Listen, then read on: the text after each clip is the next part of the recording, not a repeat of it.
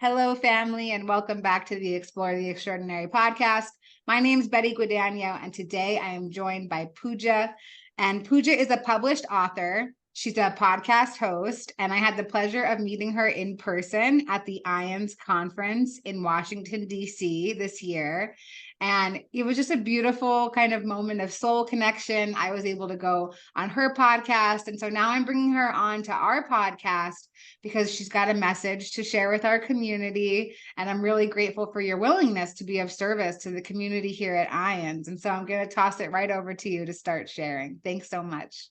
Thank you so much, Betty. And I've really, really loved and enjoyed knowing you and having you on my show as well. Thank you. And so, just a little bit about myself. I live in North Carolina. I'm originally from India, and I've lived in the US over 30 years. So, this is my home now. And the journey that I want to share with everyone today is my spiritual journey. And also a difficult topic. It's difficult for me in some ways to talk about, which is religious trauma. But it's all linked to my spiritual journey. And I've had 3 STEs, and I'm happy to share all of them really briefly. I grew up in India. I grew up Hindu. So that's where my religious story begins. It begins as a Hindu. My parents were very, very tolerant of other faiths. So that was never an issue growing up. And I had exposure to, all of the Hindu traditions, Muslim traditions, and a little bit of the Christian tradition, Christmas and Easter. So that was the extent of my knowledge about religions. I just thought it's all about rituals and traditions, and I never really went deep into it.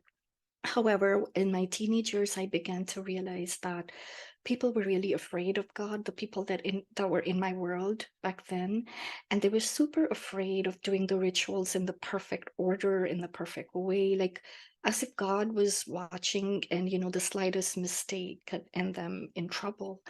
And that I began to question that a little bit, and I thought, whoever created us, why would they expect these things from us? That didn't make any sense to me, but I kind of just didn't want to worry about it. I had other things to do. So I just got busy pursuing my academics, my life goals. But when I was 17 years old, I was struck with a very strange illness that no one could diagnose.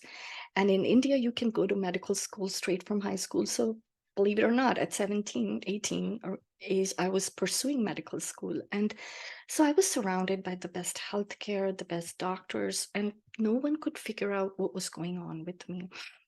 At one point, they tried antidepressants and pills. I was on 7 different medications at one time, and nothing was working. And my symptoms were really strange. Like I would have real anxiety, depression. I couldn't sleep. I couldn't eat. And the eating part, I would throw up even if I drank water. So imagine a whole year of not eating or drinking. I became skin on bones, and they had to just feed me with a spoon. They would crush it into a liquid and try to feed me, and I would throw it right back up. Not knowing what to do when all the doctors were giving up, my parents pursued a spiritual path for my healing. So we went to all different temples. We went to the Muslims where they worship the Sufi saints, they're mystics, and they do energy healing and things like that. So I was exposed to that as well. And nothing was working.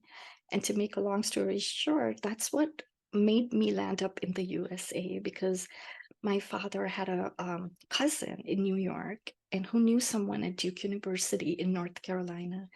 And he suggested that this could be something rare, and maybe they could do some research, maybe help me out. And so, I thought, hey, this doesn't hurt. So that's how I ended up in the US. But what ended up happening is I never was able to get in touch with the person that was supposed to help me at Duke University. Instead, my roommates, because how I came in was as a student, and my roommates, they took me to a pastor's house, and they prayed for me, and I healed in like overnight, just like that, boom. And at this point, I've been suffering for almost 2 years. So I was very, of course, I was like really intrigued. I was like, what just happened, So I wanted to explore Christianity as a religion. I thought if Jesus healed me, there must be something to it. So I started going to church. And before I knew it, I was serving in the church. I was just very deep into all of the church activities and the religious aspect because that's all I knew how to be. Growing up, I was trained, my brain was trained to think in terms of religion. And so that's what I knew to do. And then back then, I was also reading some of my Hindu scriptures to comfort me. And I remember one night I was reading this prayer book that my dad had given me. And it was like a little book that you're supposed to read to ward off like evil spirits and things like that, stories I grew up with. Uh, and at the time, Betty was, I think, possibly my first STE, though I don't really classify it like that. But it was the first time in my life that I heard a voice that wasn't me. It wasn't my thoughts, and it wasn't it wasn't audible. I felt like I could hear it from outside and inside me all at the same time. It was a very loving, kind. I don't exactly remember what it said, but the gist of it was, why am I doing something that's disempowering? Why am I believing that by reading these prayers I could keep away evil spirits when the power is coming from within me, right? When Jesus healed me. So I don't know what came over me. So I just kind of dropped the prayer book and I picked up a Bible.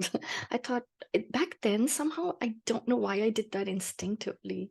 And when I opened it, the very first thing I saw, and it really jumped at me, was my sheep hear my voice.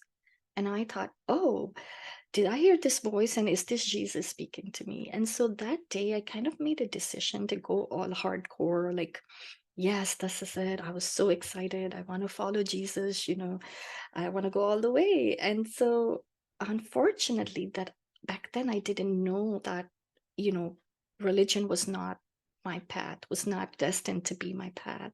Jesus was, but not the religion part of it. And the church I was with also ended up being very fundamentalist and very legalistic. And without going into a lot of the details, it started damaging my mental health because I started fearing God.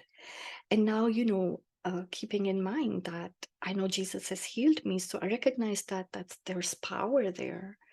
But what failed to happen was to make that connection with love. It was all fear-based for me, Betty. Soon I started, fearing God. I started fearing Jesus. And I started viewing him as a very strict and stern entity. And then again, I went back to my childhood fears. God is going to get upset with me. There's a heaven and hell. There's torture. There's judgment. All kinds of worries started plaguing me. And I kept on serving. Like, service was my way to ease my anxiety, I guess, because I thought if I serve enough, I'm going to be in favor of God. And, and I was always worried about something happening to my kids because that's how they were teaching. The sermons and the messages were very fear-based about how God can become your enemy if you're not, if you have a bad attitude, like all kinds of things. And ultimately, I felt this extreme separation from myself, from God, from Jesus, and even from my family, because I was so disconnected from everything. I didn't have the language for it. And now I do after all these years, because this is all happening between the years of 1993 and then 2010, when I had a massive spiritual transformation. So during this time, I didn't have a word for it, but now I know that I was pretty disassociated with everything. And so in 2010, I was actually kind of envious of the atheists. I thought, look at that. They're so happy. They don't have to worry about God and they don't have to worry about all this religious stuff. And I wanted to be one. And I said, how do you be one? I said, I know I've heard Jesus's voice and I can't deny that. At the same time, I don't want to believe in anything that is outside and higher because it has the power to harm and hurt me. And so I became even more depressed and I felt stuck. I felt like I couldn't leave the religion. I felt like I couldn't leave the church I was with because they had become my family in the US. There was like about 70, 80 people. It was a small church. And because my husband and I were serving there, we were very deeply rooted.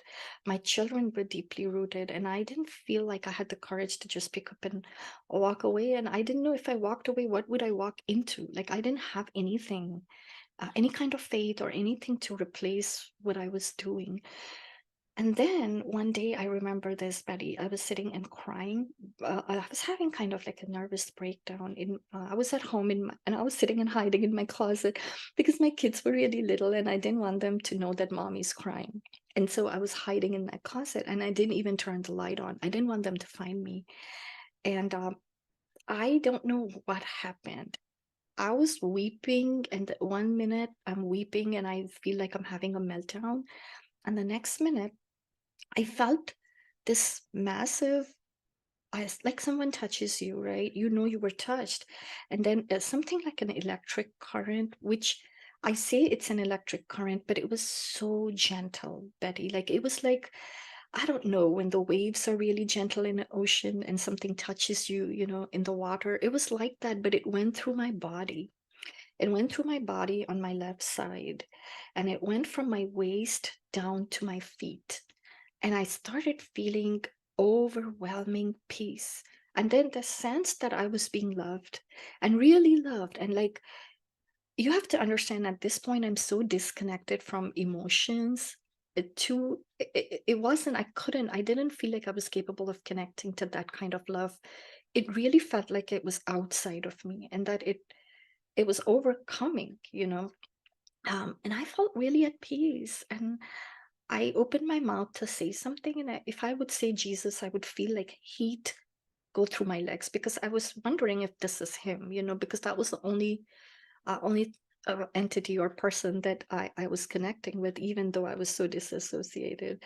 Um, and whenever I would say Jesus, then heat would go through my body and my legs, and I would start feeling really happy and light. And I thought, what is going on? And, there's a little part of me that's also a scientist. I'm trained as a scientist. This was before I became the author. That was my job. And I thought, I need to gather more data. And so I started doing this little experiment to see. And I said, I need a sign. Every time I say Jesus, if I feel the same feeling, then I'll know it's him.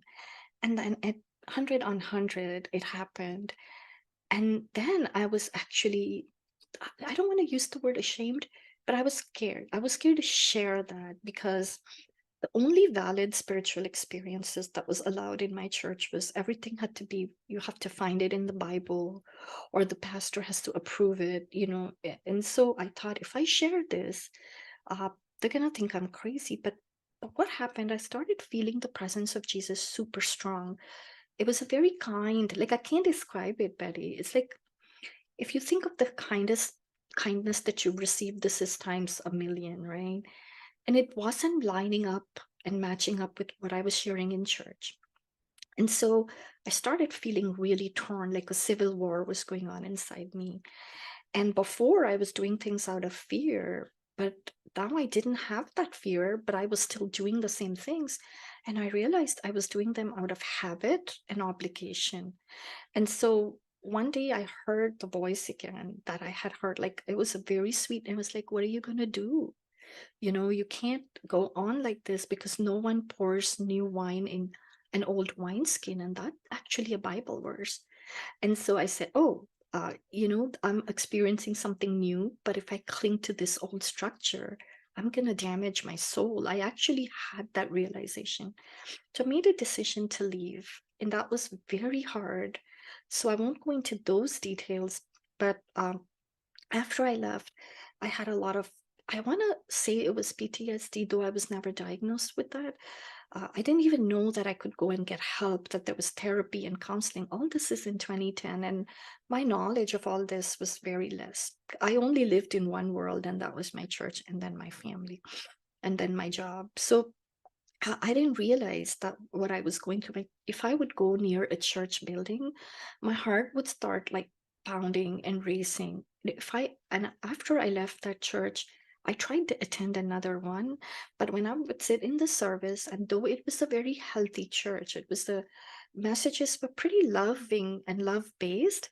I still would kind of start sweating and my heart rate would increase. So I knew that I had to stop going to the institution. So I stopped going, Betty. But what ended up happening is because my brain was so conditioned to feel guilty for not going, I would feel guilty for not going. And that's when I had my second and third STEs, where I was questioning, I was asking Jesus what to do. And he ended up showing me how strong each one of us are connected to him, whether or not we go to church or not, whether we not, whatever religion we believe, it doesn't matter, because he is pure unconditional love. And each one of us is connected to that all the time. But it's like we get stuck in our brains and stuck in the narratives that either we've been told or choices we've made that lead to those narratives, right? My second STE, I was taking a nap on my couch, and I felt like I was being caught up in a twister. And it was so calm and gentle and loving. And I know that the same thing repeated a few weeks later. This is back in 2018. The same thing repeated, and I felt like I saw his robes, just the robes. I didn't see Jesus's face or anything like that, but I knew it was him. And then again, the same thing happened. There was so much heat. Like I felt my body burning. Like, you have a fever, but I didn't have a fever.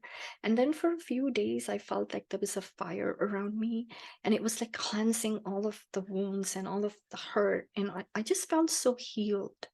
I felt so healed. And that's when I decided that I need to start reframing my faith, because I still believed in Jesus, but I didn't believe what I had been told. So that's when I started writing books, and I was getting some downloads. And final nail in the coffin for that trauma was listening to NDEs. They really, really healed me, because these were people that are telling me that they've been on the other side.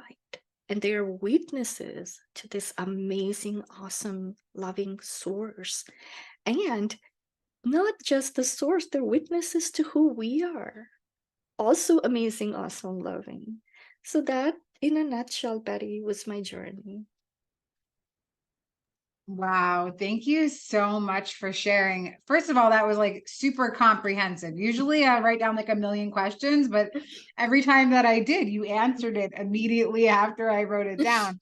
But I thank you so much for sharing. There's some stuff that you said that really resonated with me. And I think that this is such an important conversation to have, like to have the conversation around the trauma of like organized religion, because it can be really traumatizing for a lot of people. And I love how you described the kindness of Jesus, and how it didn't align with church values. And I had a similar experience to that as well. And I'm like, we could go into like a conscious conversation about how the Bible doesn't actually line up with what so many experiencers say, and even in my own experience, like I went into heaven as like the most hedonistic, like, depraved person ever. And I was still shown unconditional love and kindness. So I know that it doesn't align with what many churches teach. And like, so how do you feel about the Bible like now? What are your thoughts about it? I am so glad you asked. So, part of my trauma was also with the Bible. When I would open up the Bible, I would start getting this heart rate would go up. But one day, and again, these little things would happen. One day I opened it, and all of a sudden I felt like this something like very sweet, like honey, and I hope this doesn't sound crazy, Betty, but I wanted to eat it. This is like really crazy. I don't know what came over me. I was like, oh my God, this book is sweet and I need to eat it. And I thought, what is this? And that was my first clue that I had to reframe everything that I had understood. So I decided to go and educate myself. I started for the first time reading books written by professors and scholars and trying to put the context together. And when I started researching and doing that, I did that for about 4 or 5 years. I actually came to the conclusion that a lot of the things that I was learning in church that's not even what the Bible was actually saying. It's a much more universal book than what we've made it. I also feel like it is inspired, that the people that wrote it were inspired, but I also believe that we've lost the original translations. So there's a lot of room for miscommunication and misinterpretation. But I keep going back to it because I am so fascinated by Jesus, and a lot of his stories are in there. So for me, I transitioned from having that chest pounding when I read the Bible to wanting to eat it. So go figure that. Wow. Oh my goodness. That's so beautiful. I've never heard somebody describe it that way before. And that's so special. Yeah. Yeah, I totally agree with you. I think that thousands of years of interpretation, language barriers, like, Yes. mistranslation, all of these things have kind of Mhm. left us with this garbled sort of game of telephone, spiritual text. So I'm curious, have you ever, because, I'm a fan of Jesus too. And I got really into the idea of Jesus. Well, obviously, like the New Testament, the Bible was like one of the first things that I picked Mhm. up after my spiritual experience, because I Mhm. had never read any sort of spiritual text before. And I know like that's a pretty popular one. So I started reading that. And again, it didn't resonate with my spiritual experience. I thought, this doesn't make any sense, as I was going through the Old Testament, at least. And then when I started to get into the New Testament, I was reading it through my perception. And so, Mhm. I'm reading it in like this super metaphysical, like infinite way. And so a lot of it did make sense and resonate. And then I found A Course in Miracles, and I found Jesus, my autobiography. I'm curious if you've gone into those things, like channels of Jesus. I have not explored those. I think two books that really, really helped me to reframe and re-understand. Have you heard of Father Richard Rohr? He's a Franciscan priest, and he wrote a book called The Universal Christ, or The Cosmic Christ. And that really opened up and expanded my view and my vision of Jesus. It was amazing because how universal it is, you know. He views Christ as the force in every creature, and that's how universal that is. And he's quoting a lot from the Bible. So in the beginning, that was comforting for me because I feel like I needed that a validation to connect it back to what I knew. And then A Course in Miracles, Betty, I have to tell you, maybe it's time for me to read that. Someone gave it to me and I never read it. So I have that. You talking about it now? I think I better go and revisit that one. Oh my goodness, that's so great. You can come to the study group that I go to. I'll send you the information. Please Yeah, do. I will. Please Yeah, yeah. It's do. very, it's a very challenging book to read because it reads like stereo instructions. It's Mm-hmm. like a bunch of words that don't seem to make sense in a sentence. But it's, for me, when I read it, it's so obvious that it's not from a human mind. This is not from Mm-hmm. something of earth. This is something otherworldly. Otherworldly. But you know, Yeah. one thing I do want to mention here, Betty, since we're talking about different sources, I have a little thing that I now use as my test filter for whatever I'm hearing and whatever I'm reading, to know, whether it resonates with me or not. There's a verse that Jesus actually said, my yoke is easy and my burden is light. So if anything doesn't cause us to feel that lightness, and if we feel oppressed, then it's not for us. So that's how I'm using that, like, as my guide and my filters. Whenever I read any book or in listening, I haven't really read any channeling, but every now and then I'll come across a video where they're channeling Jesus, and I do listen to those. Wow, that's so cool. I've never heard that quote before, and I definitely would never have interpreted it the way that you just interpreted it. So thank you. Because yeah, I feel like that's exercising the spiritual principle of open-mindedness, like not Mhm. feeling so rigid in something. Like if it's rigid, I was just saying this the other day, even when it comes to something like purpose. Like when Mhm. I see the word purpose in my mind, I see it inside of a jail cell. It's like these big, huge block letters, and it's like purpose, but like really purpose is so flowy and it changes all the time. Like right now, this is our purpose. Right now, Yes. we are carrying out our purpose. An hour from now, our purpose will be something else and we'll be Yes. carrying that out as well, And I can't believe you brought that up. Talk about a synchronicity. This morning, I opened up my journal and I actually reread something I had written about the word purpose. And you know what I had written in there was purpose. Everything that we do somehow fits into a purpose. So, So true. It's yeah, so true.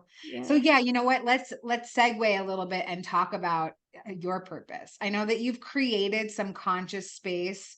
Mhm. You've created a podcast, and I love being able to give space for podcast hosts to come on and talk about this because I really feel like it's a universal purpose for us to create conscious space for one another Mhm. and to make these extraordinary experiences a little more normalized so that it can become the new ordinary. So why don't you talk about, like how your purpose has evolved and how it shifts and changes and what you feel like it is right now?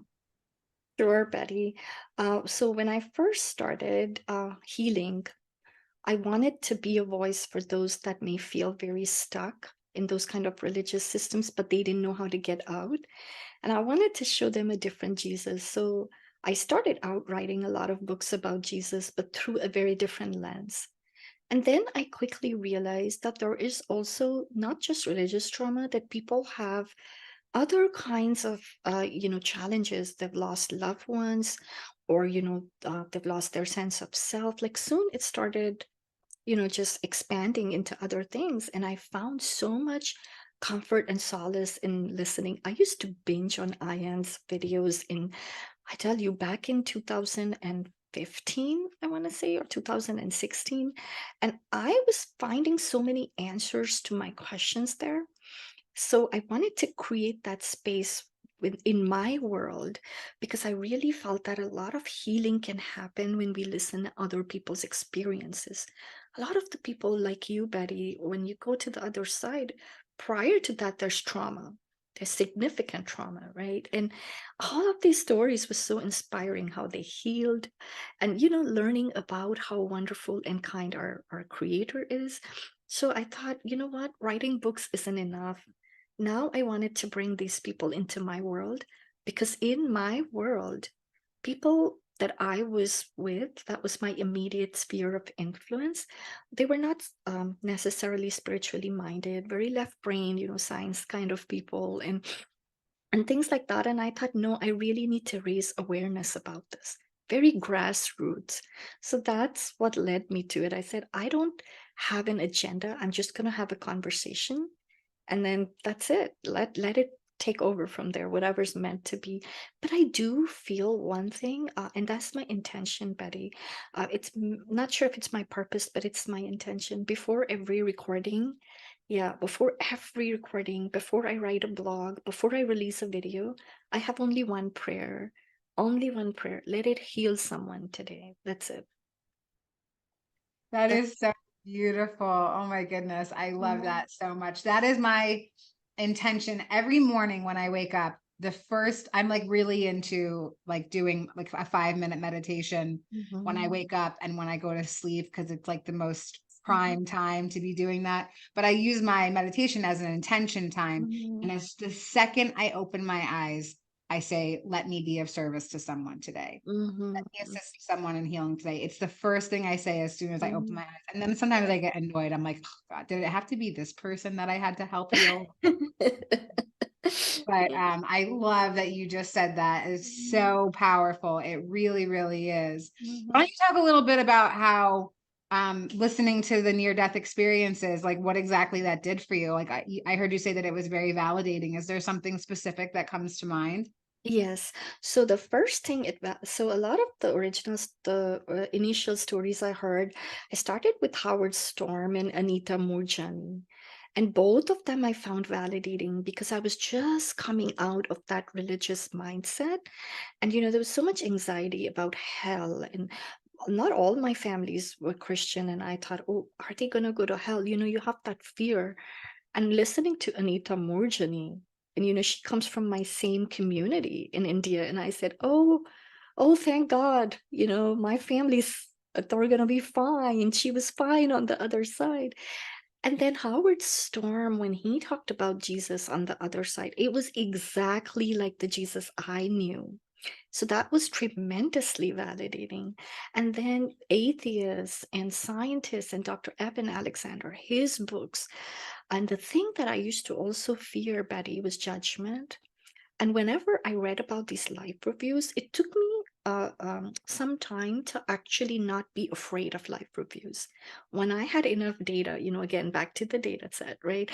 I said, after listening to about 200 or 300 stories, I realized how comforting the life review actually is.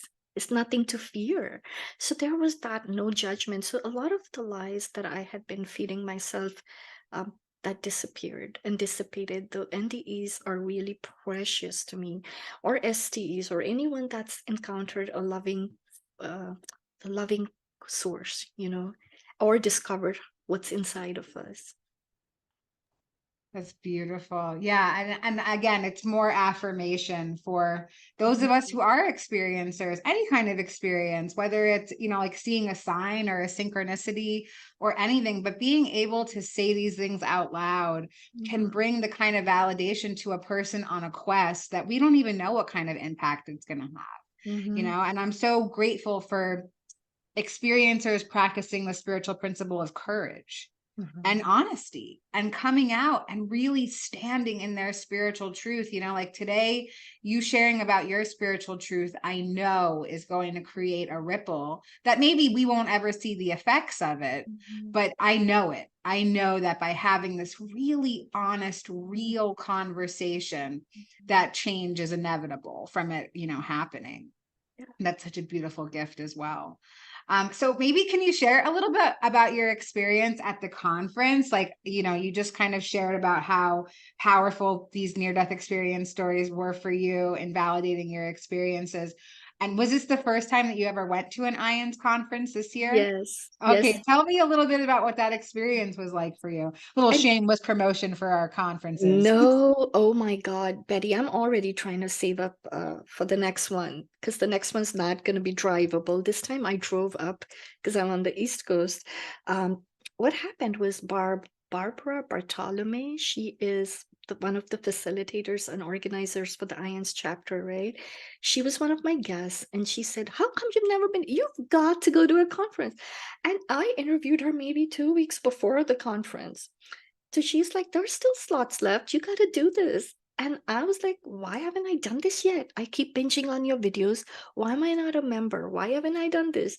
And I did it. I went and became a member. And then I was like, took my whole family with me.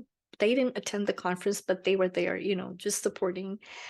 And Betty, honestly, when I was there, I felt like I was home. I didn't know anybody, but my spirit and my soul inside, it really felt like I didn't need to know anybody. I was at home, and it was that same feeling that, and I've left home over 30 years ago. Every time I go visit, there's that feeling of being home, even though I'm not connected every day. And I didn't know anyone, and I still felt so much at home. And it's not like I was talking to people. No, I just felt the feeling of home. And then, of course, I walked up to you asking you if you. I was so nervous at first. I said, I don't want people to think I'm here just looking for guests, because that was not. That wasn't the intention. Was to feel it, to feed my soul. But then I couldn't help it. When I started seeing people, I started recognizing you guys from podcasts that I binged on. And you don't know that I know you, but I've listened to your story, right?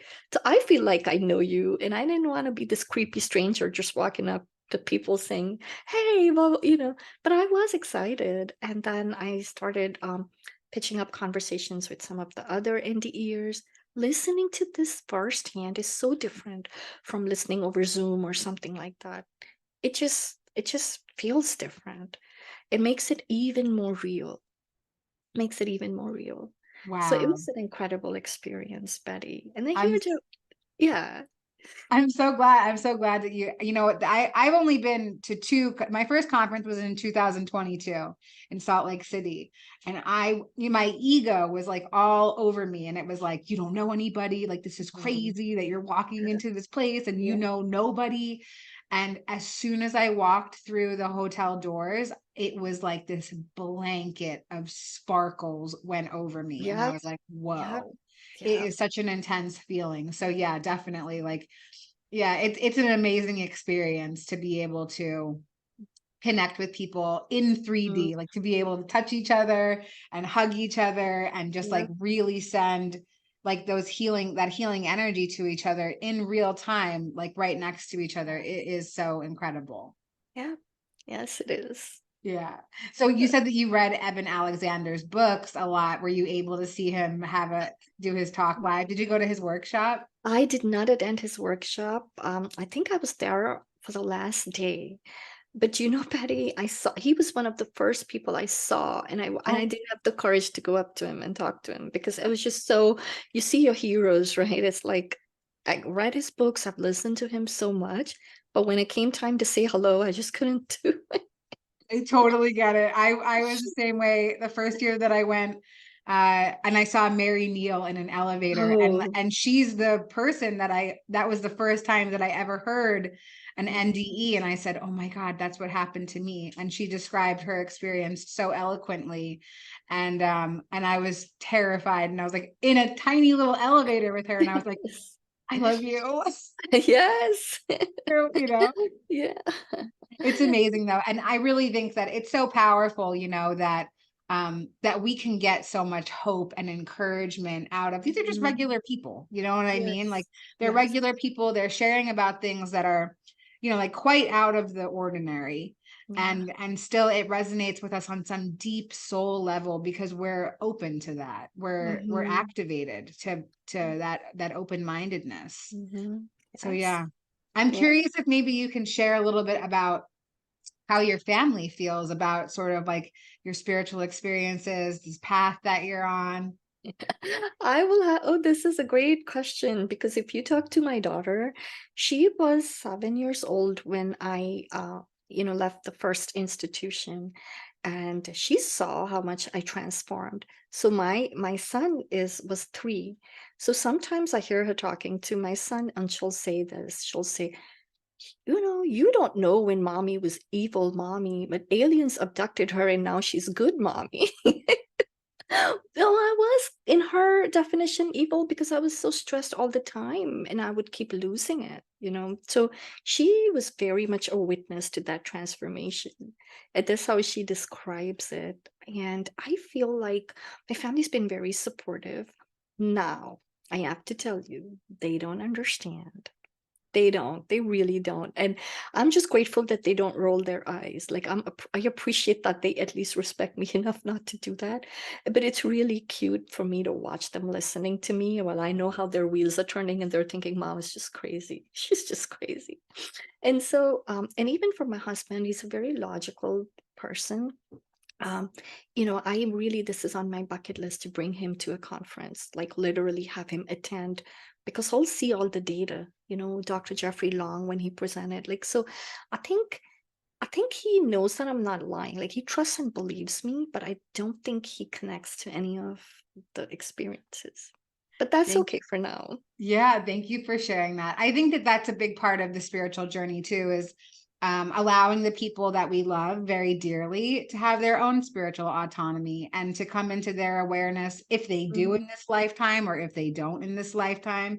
And Yeah. just being able to be supported, even if we're not necessarily like completely understood in the way that maybe we desire to be. Like Yeah. my partner is an atheist. He doesn't know what I'm talking about half the time either, but Yeah. he believes that I believe and he supports me in what I do with my life, Yes. that I create conscious space for experiencers, that most of my life is spent around talking, yeah, Hmm. about like all things metaphysical and all things spiritual. Yes. And it's just important for us to, and then we have each other, like, Yes. you have We me. do. Yeah, I Yes. have you. Yes. Yeah, Yes. it's so So beautiful. yeah. I've really enjoyed our conversation today. I want to see if there's anything else that you want to share to feel more complete about our time together. Betty, just one last thing, because this is what I never did. Um, I just want everybody listening to be your best self. Just give yourself a lot of grace and do the best you can do to be authentic. And I have now defined that to very simply. To me, being authentic, being you means whenever you are making a choice, just make sure you're not doing it out of fear or obligation or guilt, because those things can make us go deeper and get stuck. So I wish that everyone listening is healed of whatever burdens they're carrying. That's my wish and my prayer for everybody. Such a beautiful way to end it. Thank you so much for your willingness again to serve our community. And I look forward to seeing you at next year's conference in person for another hug, and very grateful. All I right. do We'll too, see you next Betty. time. Yeah. Bye. Thank you.